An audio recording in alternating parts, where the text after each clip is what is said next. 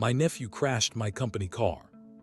He took it without asking, drove it 40 minutes outside of Raleigh on a Tuesday afternoon while I was in a meeting, took a curve too fast on Old Falls Road, and put the front end into a guardrail hard enough to deploy both airbags and cave in the passenger door. The car was a 2022 BMW 740i, company vehicle, 3 months out of its lease origination. The kind of car that said something about the business when it pulled up to a client meeting. He called me from the scene. He said, I had a little situation with the car. I said, are you hurt? He said, I am fine. The car took most of it. I said, where are you? He gave me the road. I said, stay there, I am coming. When I got there, 2 county sheriff deputies were already on scene. The front end of the car was pushed back 6 inches. The guardrail had a long silver scar across the middle section where the hood had connected. Glass on the asphalt, steam from somewhere under the hood. Marcus was standing off to the side, talking to one of the deputies with the specific casual energy of someone who was used to situations resolving themselves in his favor. He saw me pull up. He walked over. He said, I will be honest, I clipped the rail a little harder than I expected. I looked at the car. I looked at him. He said, you are insured. They will cover it. Just buy another one, old man. He said it with a half smile. He was 23 years old. He had been living in the apartment above my garage for 14 months. He had been on my health insurance plan for 14 months. He had been on my car insurance policy as a listed household driver for 14 months. And he was standing in front of a demolished company vehicle, calling me old man and telling me to just buy another one. I looked at him for a few seconds. I said, go wait by my car. I walked over to the deputies. I introduced myself as the vehicle owner. I told them I had dashcam footage if they needed it. They said they needed it. I showed them how to access it on my phone. The footage showed Marcus driving at 71 miles per hour in a 50 zone on a road with 3 posted warning signs for the curve before the guardrail. It showed him looking at his phone in the 15 seconds before impact. It showed him overcorrect and hit the rail. The deputy wrote the ticket. Reckless driving, speeding, distracted driving. 3 separate citations. On the way home, Marcus was in the passenger seat of my car. He was quiet for the first few miles. Then he said, are you going to help me with the tickets? I said, Marcus. He said, I know it looks bad, but it was honestly just bad luck on the curve. I said, you were on your phone at 71 miles per hour.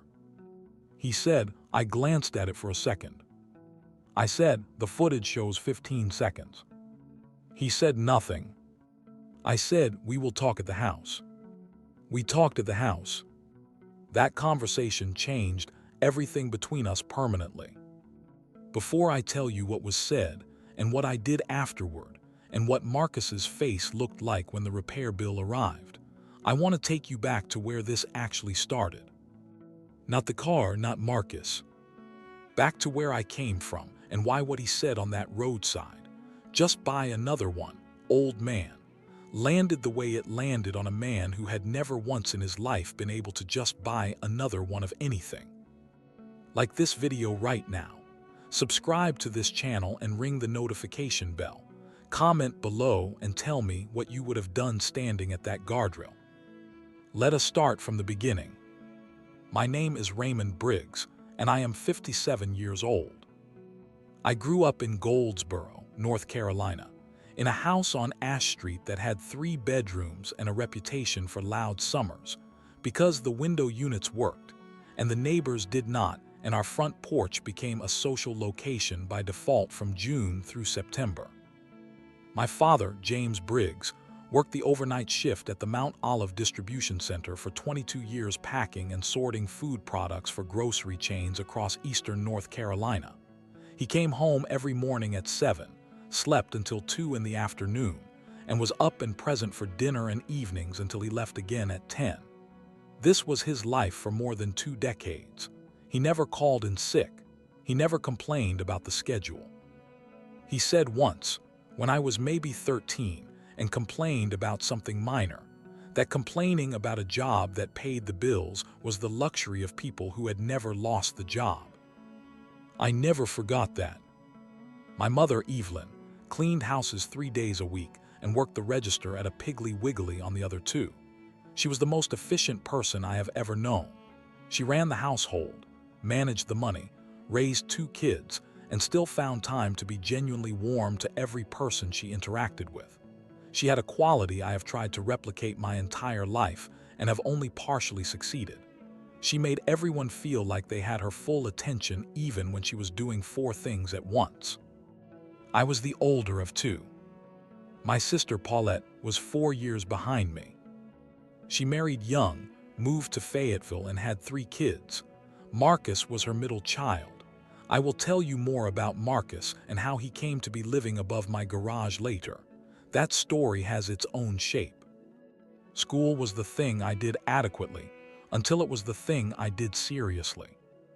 The turning point was a business teacher at Goldsboro High School named Mr. Calvin Oates, who had spent 14 years running his own auto parts store before a health situation forced him to sell and transition to teaching.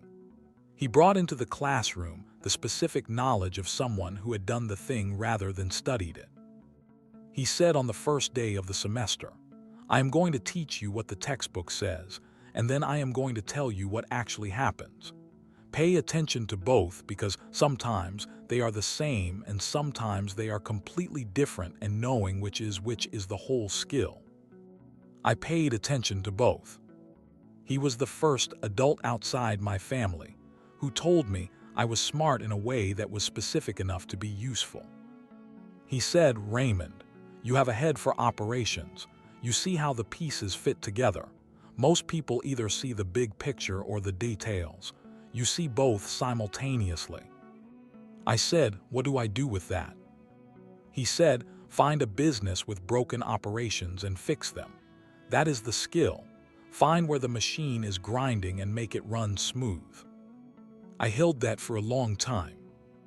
After high school, I went to Wayne Community College for 2 years while working nights at a logistics warehouse in Goldsboro. I got an associate's degree in business administration. It was not a prestigious credential. It was a real one. It gave me the vocabulary to go with the practical understanding I was building at the warehouse. At 22, I moved to Raleigh. The move itself was the first real decision I made entirely on my own. No job lined up, $1,200 saved, a room I had found through a coworker's connection in a house in southeast Raleigh with 2 other guys. My father said, "You have a plan." I said, "I have enough money to find one." He said, "Okay." That was the whole conversation. I found work in the first week at a commercial cleaning company called Triangle Commercial Services that cleaned office buildings across the Research Triangle. I swept floors and cleaned bathrooms and did the work without complaint for 11 months. In month 12, I handed the operations manager a 2-page document I had written on my own time that identified 5 places where the company's route scheduling was producing inefficiencies that cost them driver hours and fuel. The operations manager read it. He said, "Where did you get this information?" I said, "I have been watching the route since my first week. The patterns are visible if you track the time logs." He said, "Did you track the time logs on your own time?" I said, "Yes." He said, "Why?" I said, "Because fixing the operations is what I am good at, and I needed something to show you." He gave me a junior operations coordinator role the following month. That was the beginning. Triangle Commercial Services was my education. Not the cleaning, the operations. I spent 4 years learning how a service business at scale actually functioned, and where the money went and where it leaked, and what the difference was between a route that was profitable and a route that looked profitable until you added the real costs. By year 3, I was managing scheduling for 47 routes across the triangle. By year 4, I was effectively running the operations division under a title that did not reflect the actual responsibility, which was the specific kind of situation that told you a company valued what you did, but was unwilling to compensate you for it correctly. I had that conversation with the owner, a man named Phil Garrett, in my 4th year. I said, "Phil, I am managing operations for the whole division. The title says coordinator. The pay reflects coordinator. The work is not coordinator work." Phil said, "You have been doing great work, Raymond. We appreciate it." I said, "I appreciate that. I want the title and the compensation to match the responsibility." Phil said, "We are looking at that for the next budget cycle." I said, "When is the next budget cycle?" He said, "Q1 of next year." I said, "I would like a commitment on the timeline." He said, "I hear you. Give me a little time." 3 months later, Phil hired a director of operations. From outside, the new director's first action was to sit down with me for 90 minutes to understand how the operations actually worked, because he was smart enough to know he had walked into something he did not yet understand. I explained it all. I told him everything. I said later to a friend, I gave him everything because the knowledge belongs to the company. I do not own what I built inside someone else's organization. My friend said, "That is either very generous or very naive." I said, "It is very strategic, because what I own is the ability to build it again, and next time I build it somewhere that belongs to me." I left Triangle Commercial Services 8 months after the new director arrived. I had saved $21,000 over 4 years. Not by living well, by living carefully. I started Briggs Facility Services on a Monday morning in a 1-bedroom apartment in Cary with a laptop, a phone, and one contract I had not sought but that had found me. The contract came from a property management company whose operations director had worked with me at Triangle and who had moved to the new firm and who had called me 2 weeks before I resigned and said, "If you ever go independent, call me first." I had called him. He had given me a 3-building contract. That was the foundation. The first 18 months were the hardest period of my professional life. I was doing everything: sales, operations, scheduling, HR, billing, compliance, everything. I had 2 employees by month 3 and 4 by month 6, and the payroll was the specific anxiety of someone who knew that if a client payment came in late, the payroll was at risk. I managed it by doing what my mother had done with the household, tracking every dollar, knowing exactly what was coming in and when, and what was going out, and when, and keeping the gap between those 2 things narrow enough that there was always a cushion. Month 18, I had 7 clients and 19 employees and revenue that had crossed $400,000 annualized. I was working 14-hour days. I was 31 years old and I had bags under my eyes that my mother noticed every time she saw me, and mentioned once and never mentioned again, because she understood I was in the middle of something. Month 22 was the first time I felt like the business was real rather than fragile. A new corporate campus in Research Triangle Park needed a facilities management vendor for a 5-year contract. 3 buildings, full service. The contract value over 5 years was the largest single business relationship I had ever pursued. I won it. Not because I was the cheapest bid, I was 3rd on price. I won it because the procurement director, a woman named Sandra Holt, had spoken to 3 of my existing clients before making the decision, and all 3 of them had said the same thing. Raymond Briggs solves problems before you know they are problems. Sandra told me this when she called with the award. She said, "Your price was 3rd, your references were 1st, we went with first. I said, I appreciate that. She said, keep being what your references said you were. I said, that is the plan. I hung up and sat in my car in a parking lot in Cary for 20 minutes. I called my father. He answered on the second ring. I told him. He was quiet for a moment. He said, the overnight job paid for the house. I said, I know. He said, this is something different. I said, yes. He said, keep going. I kept going. By the time Marcus came to live above my garage, Briggs Facility Services had been operating for 19 years. 61 employees, 27 active client contracts, annual revenue just under $4 million. I had a house in North Raleigh that I had bought in 2009, and that had a detached two-car garage with a finished apartment above it that I had originally built as a home office. The apartment above the garage was where Marcus came to live in January of the year he crashed my car. He was 22 when he arrived, 23 by the time of the incident. His situation was the specific kind that family situations were: complicated, slow developing, and in retrospect clearer than it appeared at the time. Marcus had grown up comfortable in the way of a child whose parents both worked, and who therefore had more than I had growing up, but less than he later seemed to believe he deserved. My sister Paulette had done her best with him.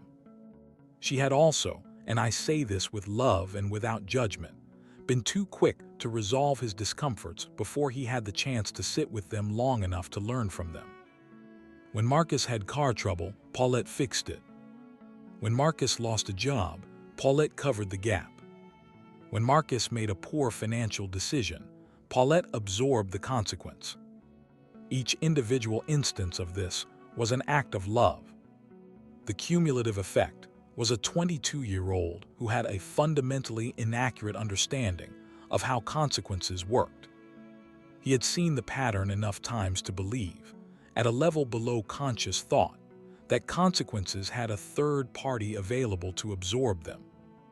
When his apartment lease in Fayetteville fell through in January because his roommate had stopped paying his share and the landlord would not renew without a cosigner, Paulette called me. She said, Raymond, Marcus needs a place for a few months while he gets stable. Could he stay with you? You have the apartment. I said, what does stable look like? She said, he has some job leads. He is going to get on his feet. I said, what happened to the job he had? She said, it was not a good fit. I said, how many jobs have been not a good fit? She was quiet. I said, Paulette, I will let him stay, but I want to have a direct conversation with him about expectations before he moves in. She said, of course. Marcus came up to Raleigh the following Saturday. We sat at the kitchen table. I said, I am going to offer you the apartment for 6 months. No rent for the first 3 months while you find work, then a modest amount that covers utilities for the second 3. At the end of 6 months, we reassess. He said, that sounds fair. I said, while you are here, you are on my insurance policies, health and car, because that is the responsible thing to do for a family member living in my property. He said, I appreciate that. I said, in exchange, I expect you to be actively working toward your own stability, a real job, your own income, a plan for your own insurance after the 6 months. He said, absolutely. I have some leads already. I said, one more thing. He said, what? I said, the vehicles in this household are not yours to use without asking. My company car lives in that garage. My personal truck is in the other bay. You ask before you touch either one. He said, understood. He moved in the following weekend. He was pleasant company initially. He was helpful around the house. He fixed a deck board that had been soft for 2 years. He helped me move some equipment at the warehouse one Saturday without being asked. He also, by month 3, had not found the real job. He had done some gig work, some delivery driving.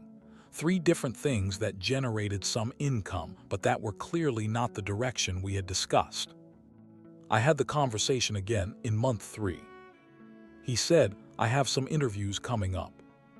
I said, Marcus, the plan was 3 months to get established. We are at 3 months. He said, I know, I am close. I said, close is a direction, not a location. He said, give me 1 more month. I gave him 1 more month. I gave him 2 more. By month 6, he was still in the apartment, still on my insurance, still running the pattern that Paulette had created without intending to. Consequences available for absorption by a third party. I was preparing a direct conversation for the following weekend. The conversation about the car happened first. Subscribe to this channel right now.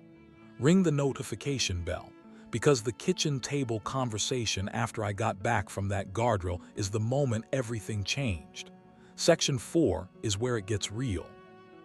We sat at the kitchen table at 7 in the evening. Marcus had changed out of his clothes from the accident. He had the specific quality of someone who was waiting to see which direction the conversation would go before deciding how to position himself in it. I put my phone on the table between us. I said, let me show you the dashcam footage. He said, Raymond, I already know what happened. I said, watch it anyway. I played it. He watched. 71 miles per hour, 3 warning signs passing in the frame, his hand reaching for the phone, 15 seconds with eyes off the road, the guardrail. When it ended, he said, the curve caught me off guard. I said, the curve had 3 posted warnings before it. He said, I know. I said, and you were on your phone. He said, I looked at it for a second. I said, Marcus, the footage is evidence now. The deputies have a copy. The insurance company will have a copy. Your attorneys will have a copy if this goes anywhere legally, which it might, because reckless driving and distracted driving at that speed on that road while causing property damage is serious. He said, you said attorneys. Are you pressing charges? I said, the state presses charges on traffic citations. That is already done. What I am deciding is what I do on my end. He said, what does that mean? I said, it means I am deciding whether the insurance claim goes through my policy or yours. He said, I am on your policy. I said, you were on my policy. He said, what? I said, I called the insurance company from the roadside while you were with the deputy. I removed you from the policy effective today. He was very still. He said, you removed me from the health insurance too. I said, yes. He said, Raymond. I said, Marcus. He said, I cannot afford my own health insurance. I said, I know. He said, what if something happens to me? I said, that is a real concern, which is why I want you to understand the full weight of what today actually was. Today was not a fender bender. Today was a 2-airbag deployment, $6,200 repair estimate, reckless driving citation, distracted driving citation on a company vehicle that I used to pull into client locations. Today was significant. He said, I know it was bad. I said, and you said just buy another one, old man. He looked at the table. I said, I want you to understand something about that sentence. He said, Raymond. I said, let me finish. He looked up. I said, I grew up in a house where my father worked overnight at a distribution center for 22 years. I went to community college while working nights at a warehouse. I left a job I was good at to start a company in a 1-bedroom apartment with $21,000 in savings. I have worked every day for 31 years to build what you see in this house and in that garage. Nothing in my life has ever been just buy another one. Every single thing has cost me something specific. He said nothing.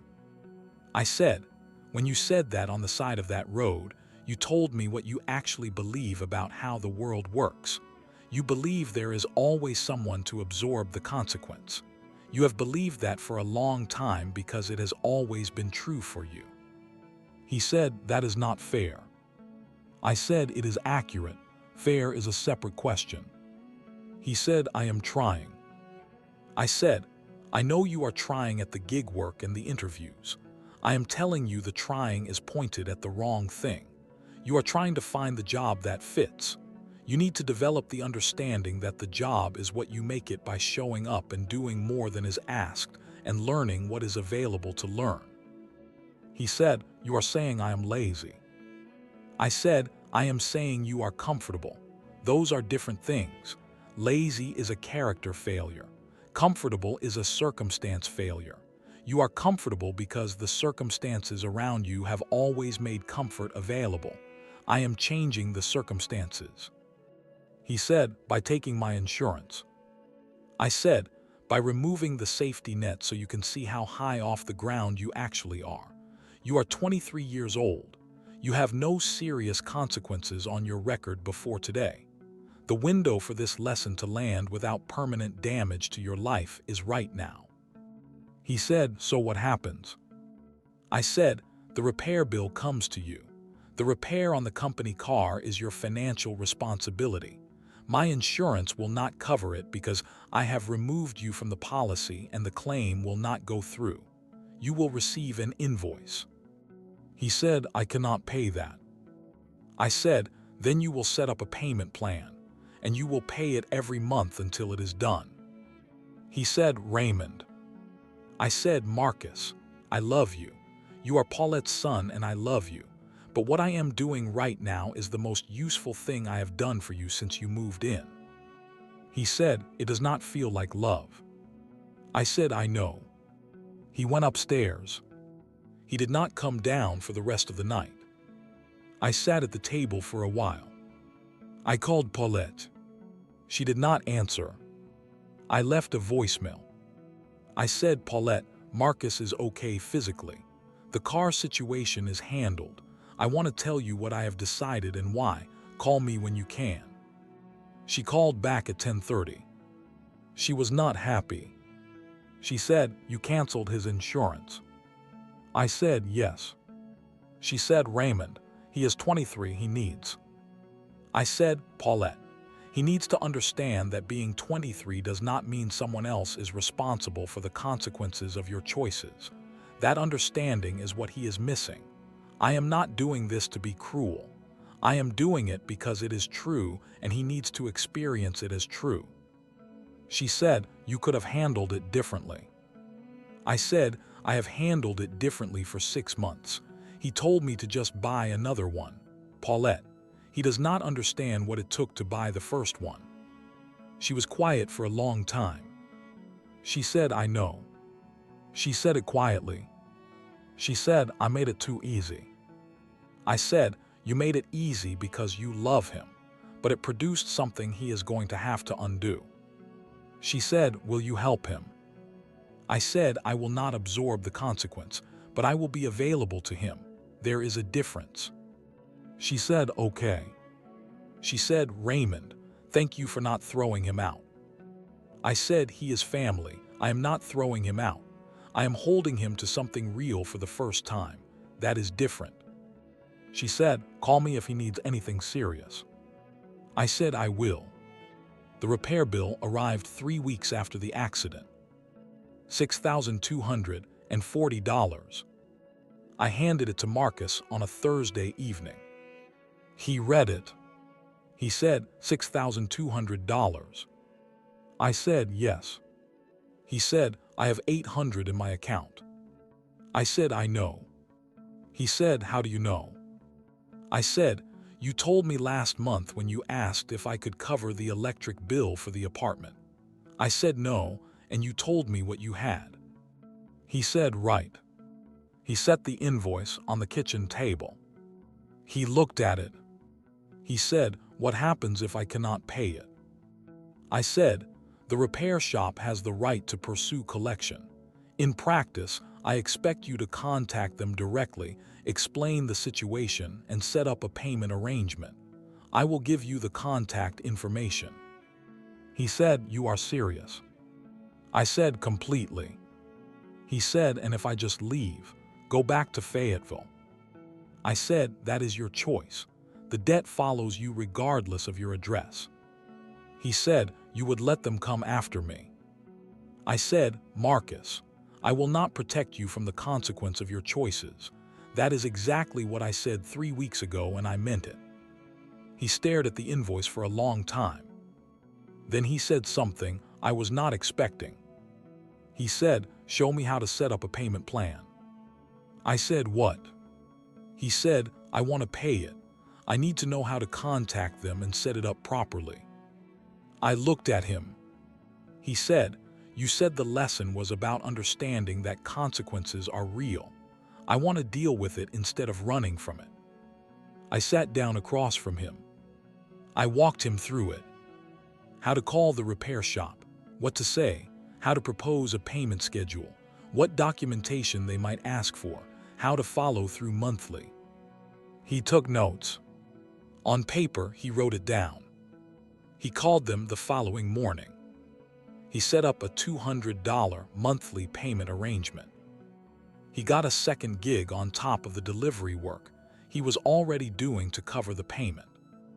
He paid the first $200 at the end of that month.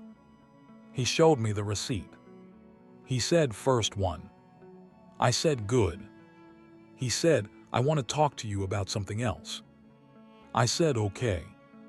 He said, you said I was comfortable because the circumstances made comfort available. I have been thinking about that. I said, what have you been thinking? He said, I want to change the circumstances myself instead of waiting for someone to change them for me. I said, tell me what that looks like. He said, I applied for a full-time logistics coordinator position at a distribution company in Mauryville. They want someone who has been doing gig delivery work because they understand route management. I have an interview Thursday. I said, tell me about the role. He described it. It was a real role, entry-level but with a clear path upward. A company that had been growing, and that had the specific quality of an organization that promoted from within. I said, that sounds like the right kind of starting point. He said, I might not get it. I said, you might not, then you apply for the next one. That is how it works. He said, I know, I am starting to understand that. He got the job. He called me from the parking lot of the Mauryville office 2 days after the interview. He said, I got it. I said, tell me about the offer. He told me the salary and the start date and the benefits. I said, benefits meaning health insurance. He said, yes. I said, good. He said, Raymond. I said, yes. He said, I am sorry about the car. I said, I know. He said, I mean the sentence. On the side of the road, just buy another one. I said, I know. He said, I said it because I have never had to buy something I could not afford. I have always had someone who could. I said it because to me things worked that way. I said, and now? He said, now I know they do not work that way for most people. And the way they worked for me was not normal. It was a gift I did not recognize as a gift. I said, that is the whole lesson. He said, it took a guardrail. I said, sometimes it does. He said, thank you for handling it the way you did. I said, Marcus, your grandfather worked overnight for 22 years so his kids could start ahead of where he started. I worked 31 years so what I built could mean something. The people who gave you a soft landing wanted you to use it as a launching pad. That is a different thing than a permanent residence. He said, I understand that now. I said, start Monday with everything you have. That is all it takes. He said, okay. He said, one more thing. I said, what? He said, the $200 a month. I want to keep paying even after the bill is done. I said, the bill will be done in 2 years at that rate. He said, I know. I want to put the $200 into savings after it is paid, to start an emergency fund. So the next time something happens, I am the third party who absorbs it. I sat with that for a moment. I said, "Your grandmother would have liked that sentence." He said, "Your mom." I said, "Yes. She tracked every dollar. She knew exactly what was coming in and what was going out. The gap between those two things was her version of safety." He said, "That is what I want to build." I said, "Then build it." Here is what this story is actually about. It is about a guardrail. Not the one on Old Falls Road that stopped the car. The one I put up in that kitchen. Because what Marcus needed was not punishment. What Marcus needed was reality. The specific, undeniable, financial, consequential reality that had been kept from him by people who loved him so much they could not stand to watch him struggle. Struggle was the teacher. Comfort was the thing that kept him from the classroom. I think about my father at the distribution center on overnight shifts for 22 years. I think about my mother tracking dollars in the household ledger. I think about a one-bedroom apartment in Cary and $21,000 in one contract. None of that was comfortable. All of it was the education. Marcus did not have that education. He had people who loved him, giving him the result without the process. So when he stood at that guardrail and said, "Just buy another one," he was not being arrogant in the deliberate sense. He was describing the world as he understood it. A world where consequences had a third party.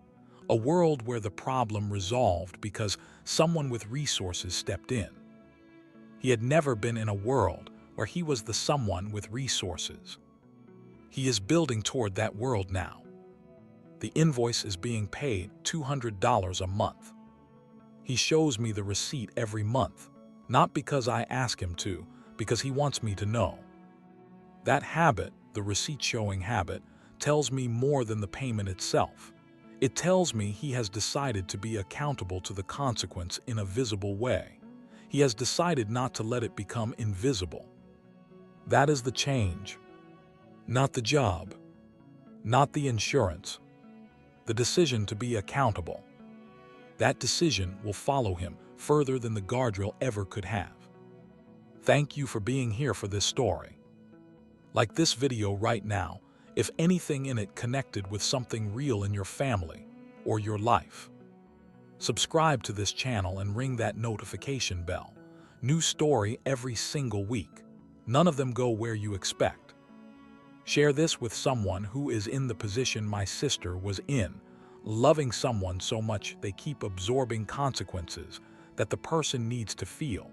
Sometimes the most loving thing is to step aside. Comment below.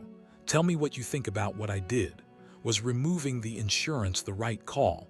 Was there a better way? I want your honest take on all of it.